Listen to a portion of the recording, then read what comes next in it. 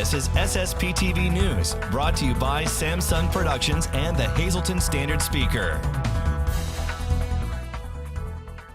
We take a closer look at the upcoming Vision Expo at the Laurel Mall. That and much more next. In the middle of the week, I go read in all the news. Thank you for your time. I'm Billy Joe, cover artist Ken Kara. This is SSPTV News, available in HD on Service Electric Cablevision Channel 513 and on the go via the Samsung Productions app. Here's our headlines from SSPTV and the Hazleton Standard Speaker. Hazleton City Council has given a thumbs down to the mayor's request to borrow $1 million from a pension account. The vote to deny was 3-2, with Council President Jack Mundy and Robert Gavio voting yes. Mundy says the city had done the same thing twice before and repaid the money. Council members Grace Cuzo, Jean Mope, and David Sosar voted no. Sosar and Cuzo say the funds are reserved for pensions and can't be moved to the general fund. SSPTV News contacted the mayor today to ask if there would be layoffs. The mayor responded no. He also says, quote, "I truly hope that City Council would have realized the urgency of the financial situation the city is facing and take into consideration the lives of the employees, citizens, and vendors," on quote. You can read more in today's Standard Speaker or at standardspeaker.com. In other news, Hazleton night at PNC Field sounds fun. Hannah, SSPTV's The Girls, Deb and Janine, will take to the mound tomorrow night, not to start the game, but they will throw out the first pitch as the Rail Riders host the Gwinnett Braves. Plus, our entire SSPTV team will be there. Stop by our booth, where you can purchase our newly released Angela Park DVD produced by Samsung Productions for $24.99. Plus, local nonprofit organizations will be there with displays. The first 2,500 fans get a Joe Madden poster, plus plenty of fun and surprises. Purchase your tickets now via our Samsung Productions app. Game time is 7:05 p.m. The Collings Foundation Wings of Freedom Tour returns to the Hazleton Municipal Airport on Monday. You're invited to see legendary World War II era military aircraft up close and in person.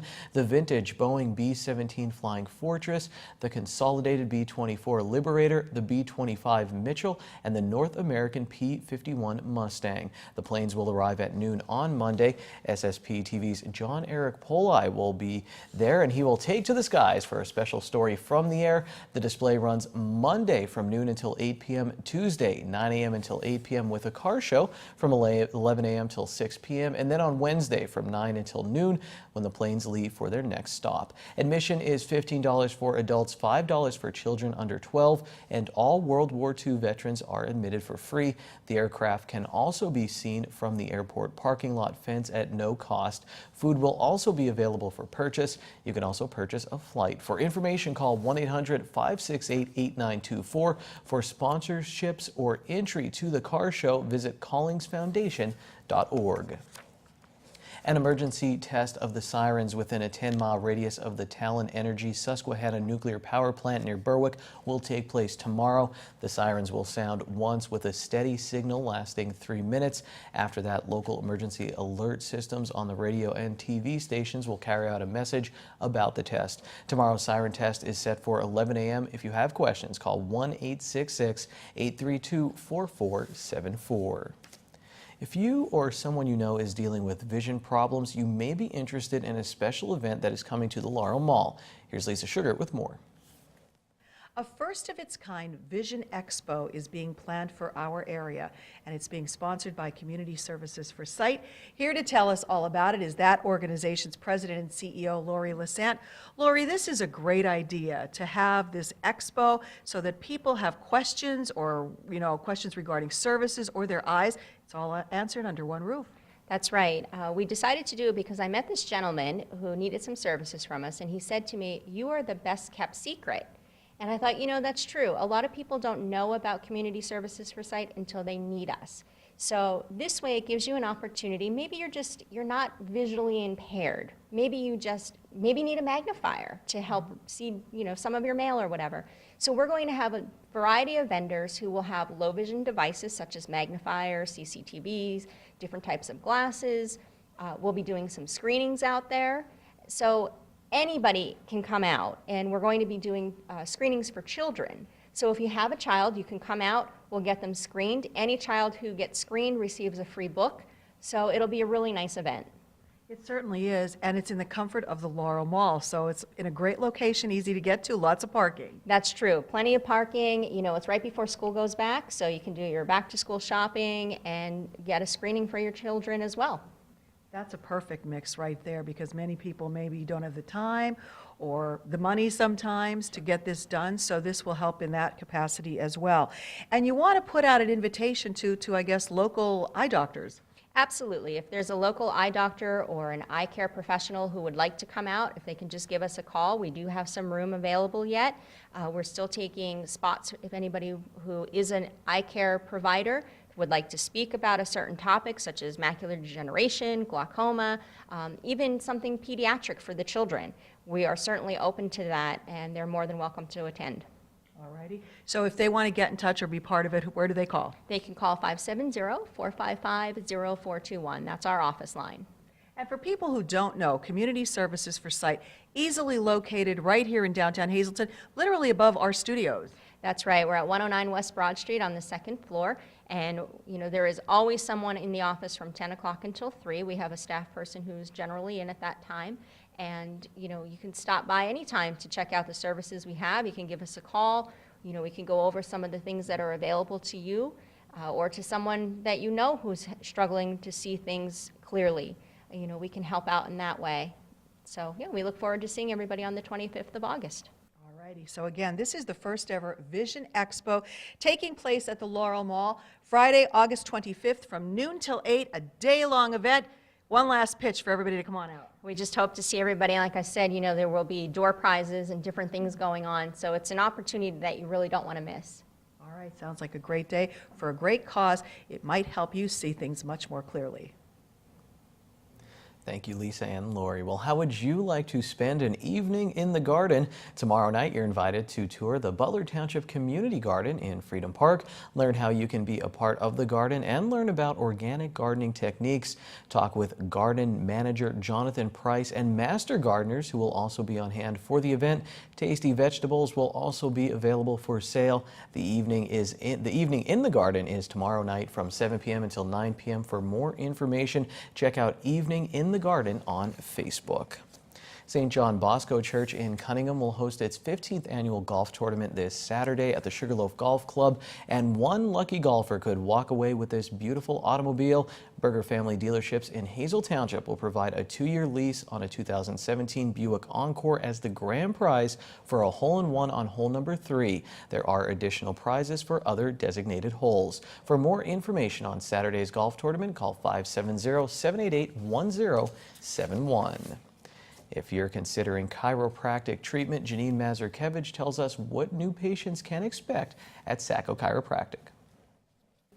So every new patient that comes here to Sacco Chiropractic will go through a muscle analysis. So explain that to us. So everybody that comes in, we do a scan of your back. It's an EMG muscle scan. So it's measuring the electrical activity in your muscles right down your spine. So it connects everything right back to your nervous system for me. So it might show if something's too high or too low. It might show the areas that you have stress. It might show areas where you have a pinched nerve and the power is not really coming out. But this is a different approach that we use for everybody that comes in, just so we can really dig in a little bit deeper and see without actually having to use an X-ray or an MRI to really dig in a little bit deeper and see. So are there specific points as we're watching the video? What kind of points are you going to on the back? So the system actually tells you where to put it. You start in neck and you work all the way down to your low back. And the different points are the different areas where the power is really coming out, should be coming out higher for that muscle segment. It measures really in your lower neck here, and that'll show anything coming out or going down your arms. And then in your low back, it'll also show anything that comes out and goes down your legs. So if somebody would be having sciatica for some reason, it might either be showing up that it's really high coming out of your back and that's going down your leg, or it might show that something's low and it's coming out because something's being pressed by a nerve or by a disc in your low back and going down your leg. All right, so when we look at the results for this patient, it's not good if you have red, correct? No, it's not. This side, the green shows optimal. So on this side, it always shows what your scan looks like. So you want to be closer towards that green. You want to be more balanced.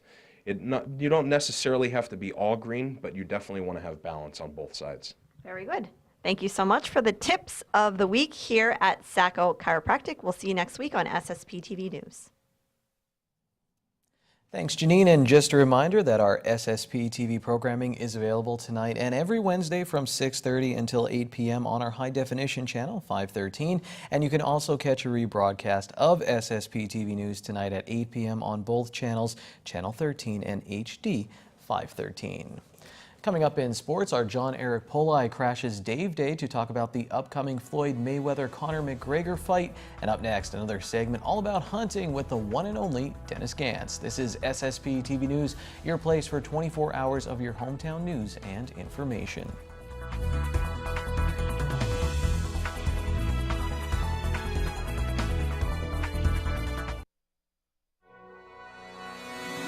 This is SSPTV News, brought to you by Samsung Productions and the Hazleton Standard Speaker.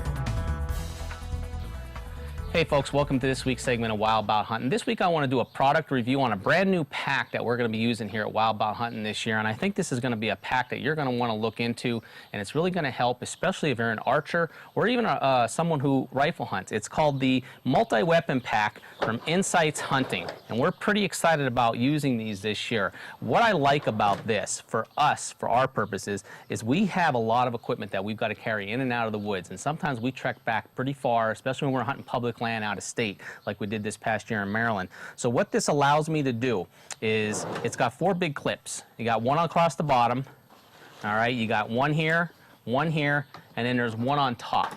And what this does is allows this case, it's actually like a bow case here, and it opens up and you can see we've got a mesh netting on the bottom. The bow slides down in there. It's got a small clip right up top here that'll secure the bow in place. Now my bow is secure in my pack. I can throw this on my back. I don't have to have it. I'm hands-free. I can carry anything else that I need to. The other thing is it's got these really 2 cool elastic pouches on the sides. You can see here, it allows me to pack my quiver in one and my tripod in the other.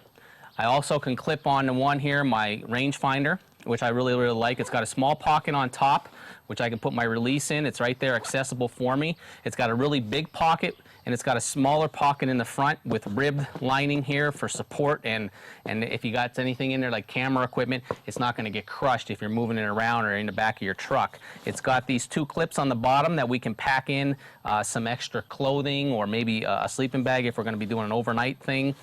If you want to get more information on the Insights Multi-Weapon Pack, email us here at info@wildbouthunting.com, and we'll see you next week somewhere in the hunting woods. Catch Wild Bout Hunting every Monday at 3:30 right here on SSP TV. Time now for weather on SSPTV News. Last night I was doing some stargazing when the fog attacked me. It was crazy, and tonight it looks like it's going to happen again. Here's our forecast from the National Weather Service. Tonight, patchy fog after 3 a.m. Otherwise, partly cloudy, with a low of 57 degrees. On Thursday, patchy fog before 9 a.m. Partly sunny day with a high near 78. At night, we have a 60% chance of showers and thunderstorms, mostly cloudy, low of 65 degrees. New rainfall amounts between 1/10 and 1/4 of an inch possible. And then for our Friday, showers likely and a possible thunderstorm before 2 p.m. Cloudy, high of 78. At night, a 50% chance of showers and thunderstorms, mostly cloudy, low of 64 degrees. On Saturday, mostly sunny, high near 80. Saturday night will be partly cloudy with a low of 61 degrees. Sunday, mostly sunny, high near 80. And then Sunday night, mostly clear, low of 61 degrees. Tonight's weather is brought to you by Valley High Food Drive-In, the area's oldest ice cream and fast food restaurant. Open daily 11 a.m. to 10 p.m. and Sundays and holidays 1 p.m. to 10 p.m. Stop by for our ice cream and yogurt, now featuring fat-free, no sugar-added soft frozen yogurt with flavors like vanilla, strawberry, and strawberries and cream. We also have burgers, hot dogs, fries, and much more. That's Valley High, Route 93 in West Hazleton, and like us on Facebook. Hello, I'm Rob Gould, the Aquatics Director at the Hazleton Y. I want to talk to you just a moment about our strive to revive the Hazy Pool. Our pool hasn't had any major renovation since it was built in the 60s, so it's in dire need. My name is Madison Geiger and I'm 8 years old. The event that I was just in was the Youth Splash and Dash. there's tons of triathlons and tons of races. This year I'm also going to be doing the Beware of the Barracuda Triathlon. My name is Justin Reyes, I'm 18 and I joined the YMCA swim team, and that's what led me here, and then my goal is just to go to the Olympics for swimming. All the money that we raise this summer from our multi-sport races and from sponsors for the races are going back to the Y to support our strive to revive the Hazy Pool. Our pool at the Y is in desperate need of renovations, so again, all the monies that we raise from these events are going to go back towards helping fix up our pool. Here's the green screen, and here's hoping you won some green with the midday winning lottery numbers: pick 2, 32, pick 3, 050, pick 4, 1890, pick 5, 66, 025. The wild number is 7. We'll talk about the big fight between McGregor and Mayweather when we come back, plus some local sports talk. We'll be right back.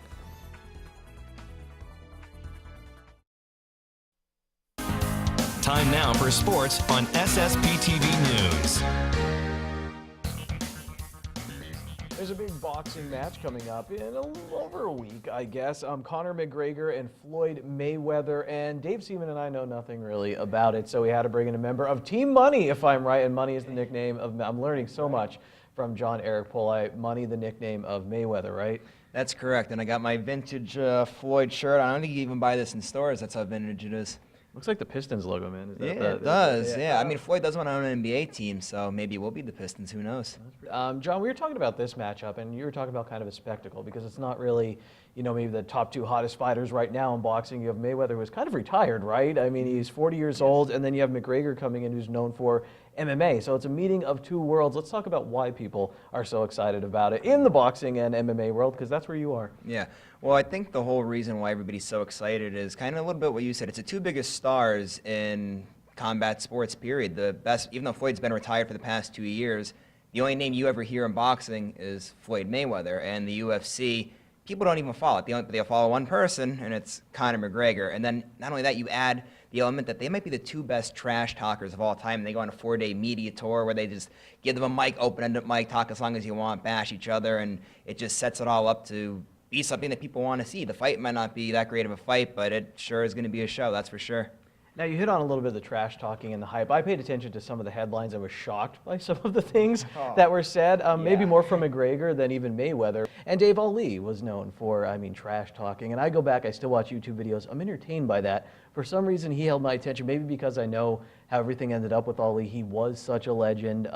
We hear his full story. I know his full story, at least. So I go back and I watch these things. You see them kind of in historical context compared to now where it's just like, this is ridiculous. I mean, is there a difference in era, and was Ali maybe just the master? I think he was the trailblazer. He was the one that he understood what sports was an entertainment medium. He got that, I think, before a lot of people did. And it was at that time when like television and pay-per-view were really starting to become big time, and he took full advantage of that. I mean, his relationship with Howard Cosell on TV, again, that was must-see TV when Ali was on TV. Whenever he had a big fight, whether it was against Frazier or against Foreman, you knew Ali was, when he was in the ring or leading up to that, it was going to be a big-time event. And again, he understood what that was all about. And let's get into the actual fight now, John. Obviously a Mayweather fan, but you're going to be a little unbiased for this as you look at both fighters. But you were talking to me about knockout power, something that favors Floyd Mayweather? Or something, no, that doesn't, Conor McGregor. Yeah, you would think Conor McGregor, but you know, there's a little bit of question on that. There's no doubt about it. If anyone who doesn't follow boxing, doesn't follow mixed martial arts, they know that Conor McGregor has dangerous power in that left hand. However, in this sport, though, he's throwing against a boxer. In the UFC, he's throwing punches at guys that are wrestlers, throwing at guys that are, you know, jiu-jitsu masters, something like that. Like, you're actually going to be in there standing, throwing punches at a guy that knows what he's doing.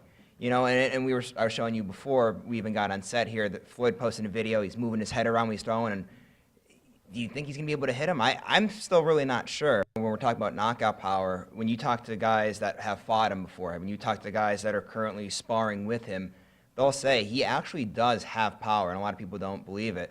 And what happens is he does this nice shoulder roll, and when he rolls the shoulder, he sneaks that straight right punch in, and when he hits you, it catches you by surprise. And that's going to be something I don't know if Conor's going to be ready for, because we haven't ever seen Conor throw a punch, miss, and get hit back. So that's what I'm interested to see. As you talked about defensively, maybe how he handles punches. We'll see how that happens.